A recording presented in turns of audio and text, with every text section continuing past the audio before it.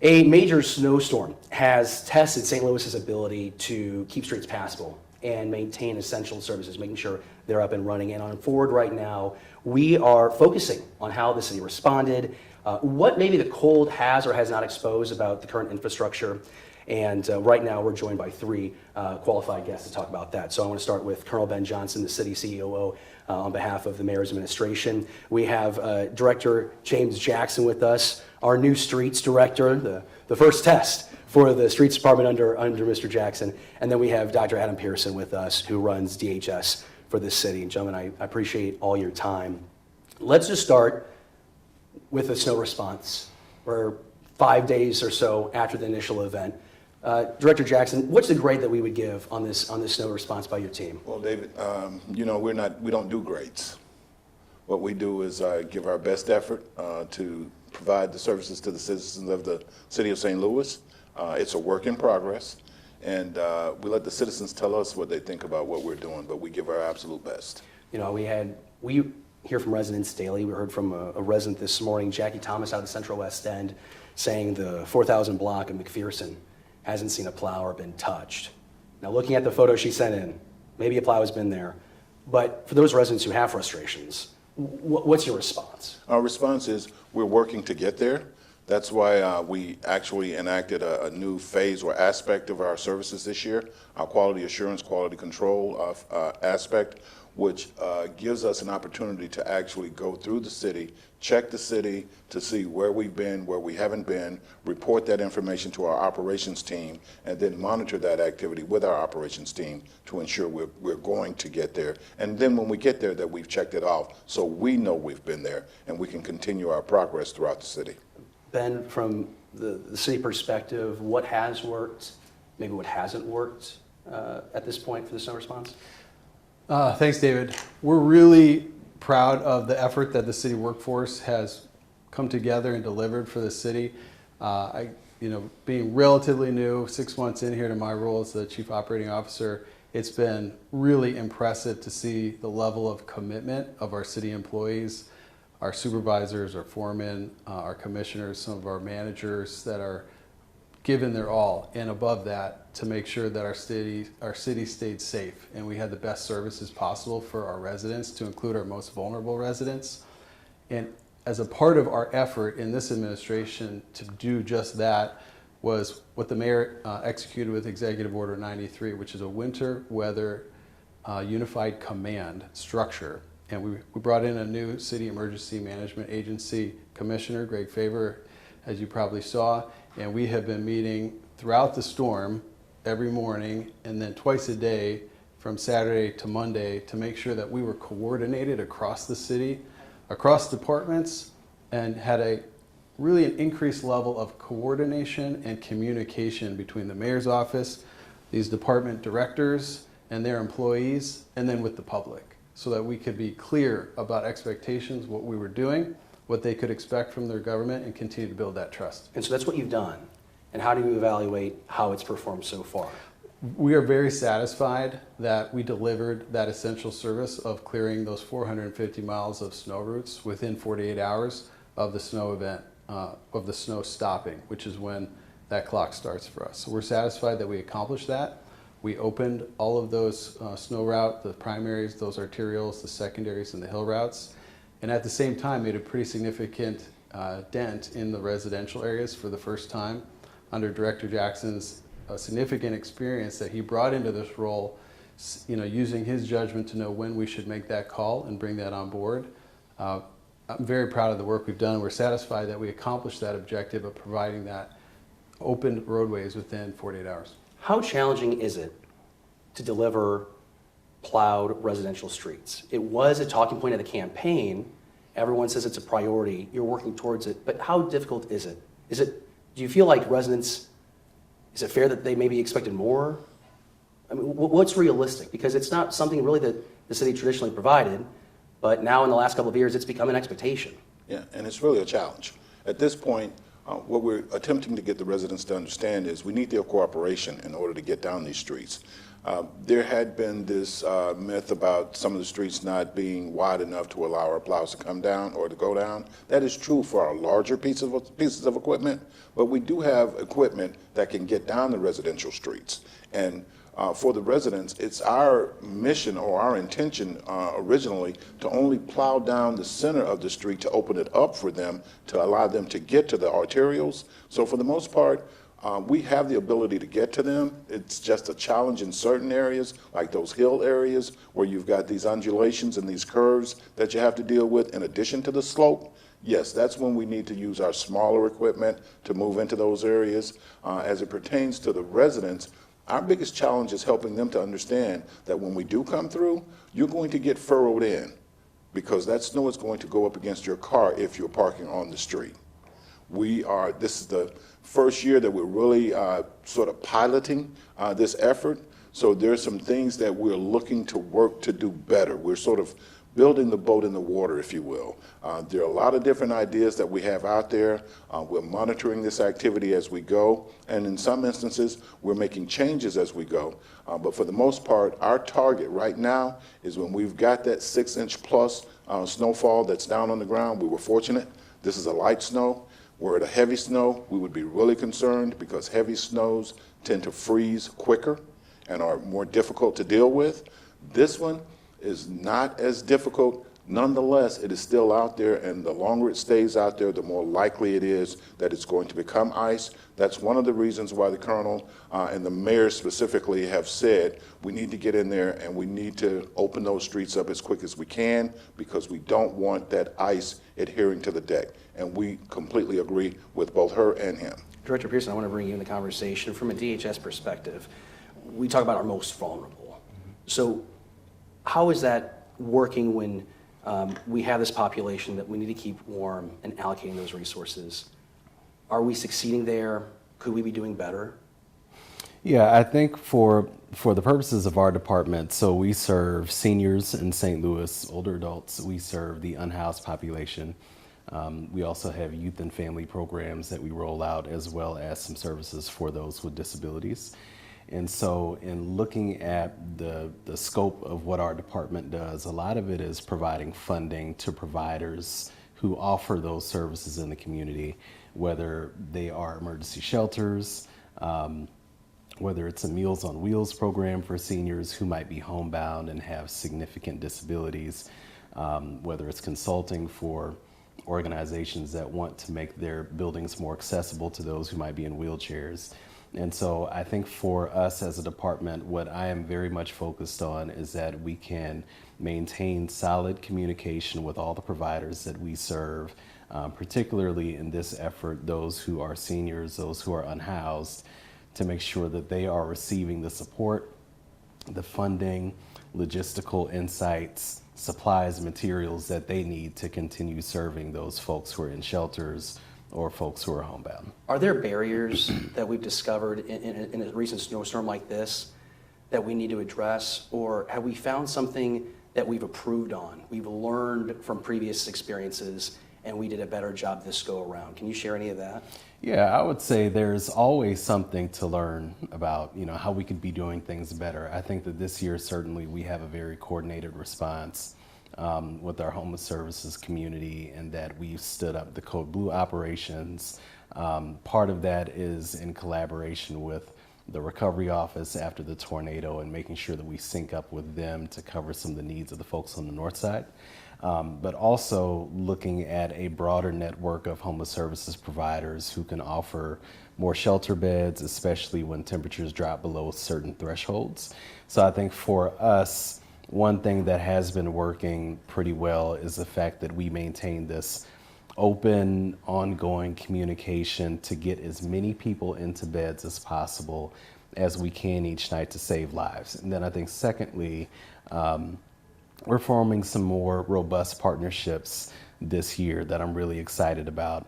In addition to the number of shelter partners and homeless services partners that we're working with, Bi-State Development has been a fantastic partner for us, especially as we think through transportation around the city from rally points and walk-up sites to make sure that people get ample opportunity to get inside, get into shelter. And so certainly those are some of the things that I want to make sure we can continue operating on and explore for future collaboration as well.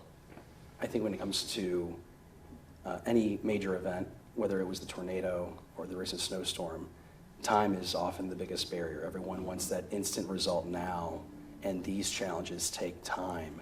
And I think that's sometimes difficult for us to accept. While you mentioned North City, I would like specifically those individuals impacted by the May 16th tornado, a lot of homes still in repair. You know, what are the concerns or what are the actions for that part of town as a result of this snowstorm? Yeah, I think for my part of the portfolio, it is thinking through the basic services that some of those individuals still need. And so I think for a lot of them, the most salient, time sensitive, as you just mentioned, the time sensitive need is making sure they have access to shelters and that they have access to non-congregate shelters via a hotel room, for example, if they are a senior or if they have a family with young children. So it is just that basic need, right, of making sure that we can bring people inside. The city when has we can. beds. The city communicates that it has more beds and it's trying to add more space, but do we have enough shelter for these people when we have weather events like what we just experienced? Thus far, anybody who has approached a rally point or transportation has not been turned away. And so we've been able to place every single person in a shelter bed who has requested it. I think that writ large, though, the city and the nation could benefit for more services for the in-house. And it's not just beds, it's supportive services, making sure that people get the mental health, substance use, social work, healthcare services that they need to become a little bit more stable. Director Jackson, did you have to adapt the response plan for North City, especially that tornado area, when it comes to plowing streets over the weekend? Do we have to adapt the plan because of the destruction in that part of North City? No, we didn't, David, but I'm glad you asked the question because just this morning, in further evidence of the mayor's executive order, putting that structure in place, that National Incident Management System under that incident command structure that brings together all of those powerhouses to communicate where we need to get information out, we are able to collaborate with, say for instance, you mentioned the tornado victims and their structures being evaluated. We are collaborating with those assessors to ensure that they can get in there and continue their assessments unimpeded. So we're actually moving resources into those streets to give them that kind of access. That's what the Executive Order 93 really did for us, and I think it was a stroke of genius. I don't know whose idea it was, but it was a stroke of genius to actually put that order in place, because by doing that, we're all able to talk to each other when Dr. Pearson needs something. The other day he asked us about actually plowing around the day centers and the shelters. We were able to provide that service, that support. Yes, it does pull assets away from what it is that we're doing, but that's what we get to prioritize, is in that unified command discussion.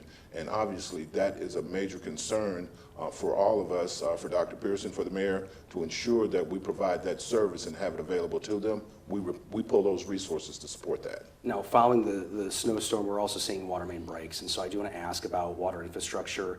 We have reported here at First Third Floor about the aging infrastructure and the need for investment in that. You see these water main breaks. Can we talk about, is it just as simple as these are weather-related water main breaks, or is this speaking more to the deeper problems that the city's water infrastructure faces right now? Ben, do you want to address that? It's both, David. We do have particular environmental challenges when you have really cold temperatures, below 20 wind chill in some places, and then you have this warming effect, but it's combined with a very old infrastructure that is in dire need of reinvestment. And so the mayor's office, in collaboration with the Board of Aldermen, our public utilities department and our water division, are working hand in hand to address those.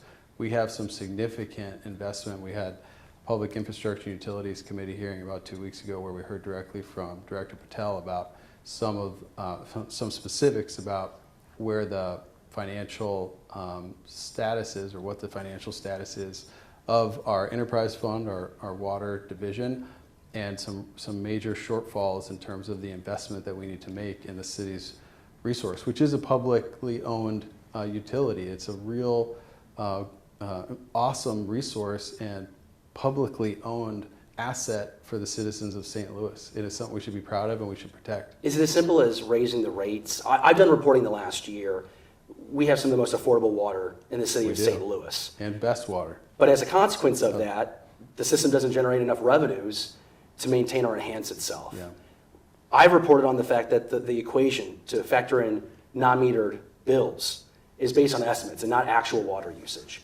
So can you talk to me about the latest efforts the city is taking to ensure that we are billing appropriately for that water? I know that there's a rate structure study, but can you give us the latest on what it stands? That is underway, rate sufficiency study, to look at that, to look at the costs, to examine all the factors, many of which you just laid out there, and to actually offer professional recommendations to the city on what are the options there to address that gap that you clearly articulated, and if that does include any kind of adjustment to the rate, what would that be? We want to make sure we're addressing it with a data-driven decision by a professional study. And as a follow-up to that, and I appreciate you giving us that insight, is this a situation, though, where we do this rate sufficiency study, then that's going to lead us to a structure study? Is this a situation where we keep studying the issue where maybe the problem's already been identified? Is there any validity to that? I think, well, from my understanding in my discussions with our director, these things are periodic, that they should be happening anyway. You do need to constantly evaluate. I think the rate study should be every 5 years, is my understanding, at a minimum. And we need to make sure we're constantly evaluating both how we're structured from a rate perspective, but also our capital investments in the infrastructure itself. And I think having that level of comprehensive study, we obviously know systemically and maybe from symptoms what some of those challenges are, but having a comprehensive look into the exact status right now is going to help us make better decisions for the long term. Does this issue, obviously, if the aging infrastructure is leading to water main breaks, that's impacting your team's response? Well, partially, yes. When we do have the metal plates out on the roads, we have safety factors built in to our operation to ensure that we don't damage either those plates or our equipment. For instance, the height that we actually lowered the plows down on and to, as well as the type blade that we use on the plows. We use rubber, whereas the county actually uses steel. Dr. Pearson, I'm curious, from your perspective, what is the impact there with that aging water infrastructure? I mean, I don't think that maybe the water main breaks are directly impacting the unhoused and our elderly, but what are the impacts felt by that? I wouldn't be able to speak to the water infrastructure and how that necessarily affects homeless services, but I would say that a number of the providers we work with shelter folks in buildings that are aging, right? And so these buildings themselves are kind of old. And so I know a number of organizations are just reviewing their strategic planning, their investment, and their assets and capital, and doing some capital investments overall. And so I think we want to support those initiatives as much as we can. Is there anything that I haven't asked you or you haven't said that you feel is important about this conversation that we haven't addressed as far from the lens of DHS and the snow response and the days afterwards? I would just say that I'm incredibly grateful and appreciative of this team, and we have dozens of people behind the scenes who are not here today with us who are helping to stand up this operation. I think we collaborate every day, many of us very early in the mornings, late at nights, just to make sure that we can deliver as much as possible to the people of St. Louis. And I know I'm really excited about the work that we're doing now and how we can sort of build on top of that for the future moving forward in terms of infrastructure to support seniors, those who are unhoused, those with disabilities. When we talk about infrastructure and moving forward, looking forward for the region, North City, this is another burden, especially for those along the tornado stretch. From a streets department perspective, are there any conversations about how this impacts long-term vision for for North City? Or maybe this is better for you, Ben. I'm not quite sure, but is this an event that happens to where we have to consider maybe changing the way streets run in North City after something like this? I don't know if I'm articulating that question really the right way. Well, I would echo what Director Jackson said. Even, I spent a good bit of time on Saturday, Sunday, Monday, driving around both parts of North City, the Ville, and South City, just trying to assess the status of our roads overall, looking at some of our arterials, those secondaries, hill routes, and the residentials. And from my perspective, I did not see any structural, in terms of the way our roads are structured, differences in the way in which we were approaching those. To the director's point, if there was specific needs that we had to get access to certain places, we had the mechanism to coordinate that.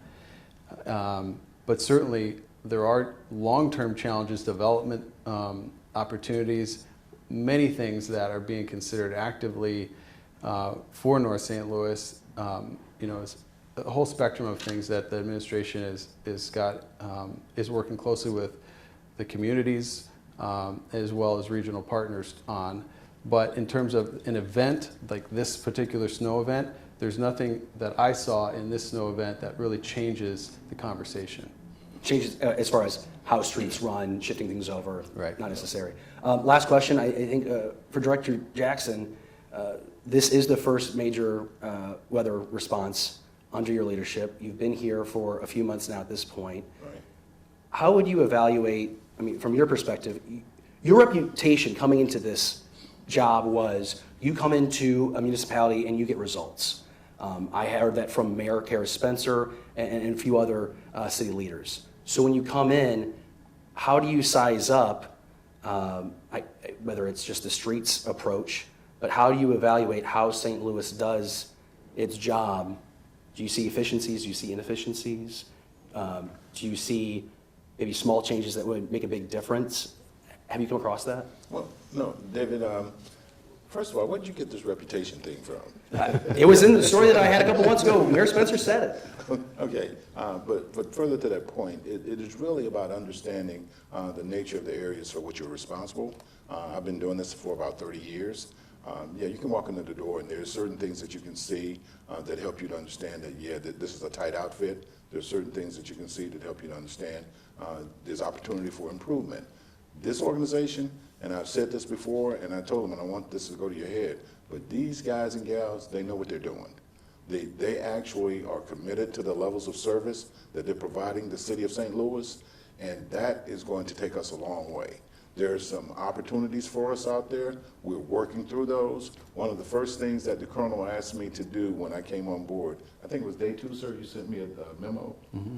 They gave me 4 items that I needed to work on, the first of which was the snow preparedness plan, and to have that, available for him within a certain time frame. Well, needless to say, neither of us knew. I reported on, November 17th? November 23rd, we had our first storm. And we speak to this particular storm as a major event, but November, we had more snow than any other time in the history of this city, 10.6 inches.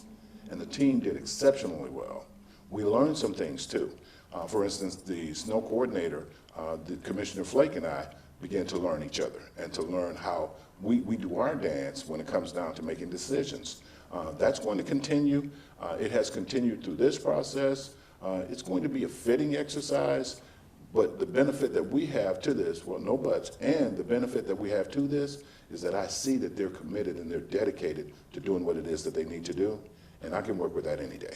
Well, I want to thank all 3 of you gentlemen for joining us, Colonel Ben Johnson, Director James Jackson, and of course, Director Adam Pearson. Thank you so much for your time in this. And we want to know what you think of the recent response. This lens has been through the city. You can let us know on FirstAlert4.com. We also have that survey for you inside your First Alert 4 news app. Coming up tomorrow on Forward, kind of a part 2 to this conversation. It's a difficult one, but a closer look at those North City properties impacted by the May 16th tornado and the snowstorm's impact on those properties and ultimately the future for North City. So we'll dive into that tomorrow on Forward.